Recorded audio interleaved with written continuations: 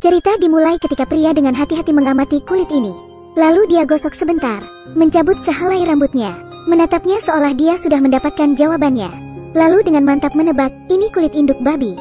Raja mengatakan, tidak, kau salah. Kemudian seorang pria muncul dengan kepala tegap tinggi. Sang putri tampaknya sangat tidak menyukainya. Karena barang siapa yang bisa menebak kulit hewan apa itu, raja akan menikahkan sang putri dengan orang itu. Pria itu tampaknya seorang profesional. Dia mengambil kaca pembesar. Sang putri sangat khawatir, takut pria itu akan mengetahui kulit apa itu. Si pria menjawab, ini adalah kulit dewa hutan. Sang putri langsung menoleh ke ayahnya. Tidak. Bertingkah seperti raja pada umumnya. Kemudian ada beberapa pria lain muncul. Mereka semua tidak bisa menebak kulit hewan apa itu.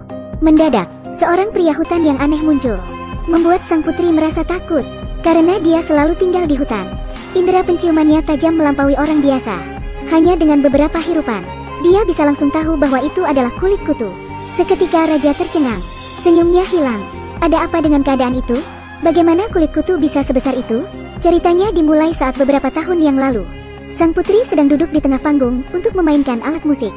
Meskipun dia menarik, tapi penonton berpikir putri seperti orang bodoh.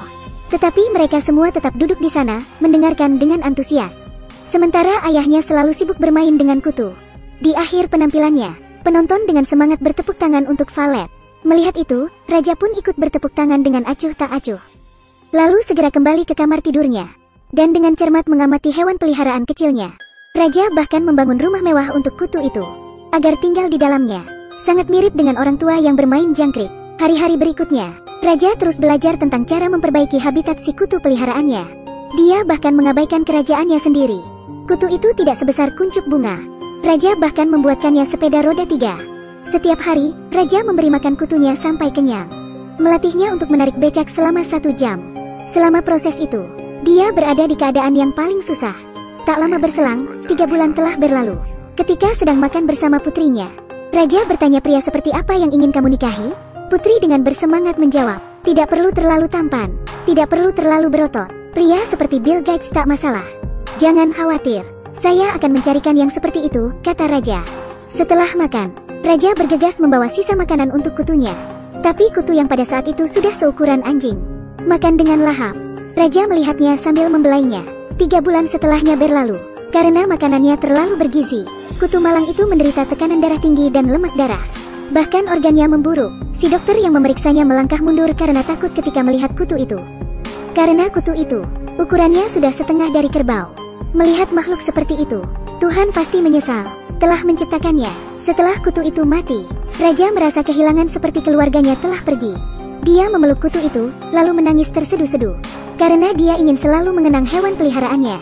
Raja mengupas kulitnya saat ingin membantu putrinya memilih suami.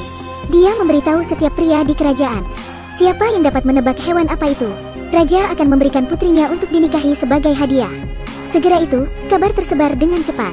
Setiap pria, tua atau muda, berpartisipasi. Tapi tidak peduli apa yang mereka katakan, jawaban mereka semua salah. Sang putri tidak bisa menerima kenyataan bahwa pria hutan ini telah mendapatkan jawabannya. Putri berlari ke teras untuk melompat, tapi dengan nasihat ayahnya, Valet tidak punya pilihan selain mengurungkan niatnya. Putri sebenarnya sangat enggan dibawa oleh pria hutan itu. Pria hutan membawa sang putri menuruni tebing. Karena takut putri akan terjatuh, sang putri memegang erat-erat leher pria hutan itu. Sejujurnya, pada waktu itu, sang putri sedang dalam perjalanan menuju rumah pria hutan. Kenyataannya tidak ada jalan keluar. Ketika mereka tiba di rumah, di sana ada 4 kamar tidur, 1 ruang tamu dengan peralatan yang diatur secara unik. Setiap inci tempat itu membuatnya merinding. Sesampainya di kamar tidurnya, di sana tidak ada apa-apa selain tulang belulang yang berserakan di tanah. Sekarang Valet mulai merasa takut mati. Lahir dengan keadaan istimewa di kerajaan, bagaimana dia bisa hidup seperti ini? Di tebing di mana burung bahkan mau untuk buang kotoran. Di situ Valet meringkuk di lubang kecil, dengan wajah putus asa, yang lebih membuatnya terpuruk. Putri berpikir, apakah pria hutan memang berpikiran sesederhana itu? Dia tidak menunjukkan gairahnya. Ketika dia ingin menyenangkan dirinya, dia menyeret putri ke dalam gua untuk melakukannya. Suatu hari, dia melihat harapan di seberang tebing. Harapan itu muncul dari mereka semua si pemain sirkus. Gadis itu merasa sangat kasihan pada Valet, meminta anaknya menyelamatkan Valet dengan tali. Anak itu membawa Valet dengan tali menyeberangi tebing. Tapi diketahui oleh indera penciuman pria hutan yang sangat sensitif. Pria hutan mengejar mereka, tapi mereka berhasil memotong tali tepat waktu.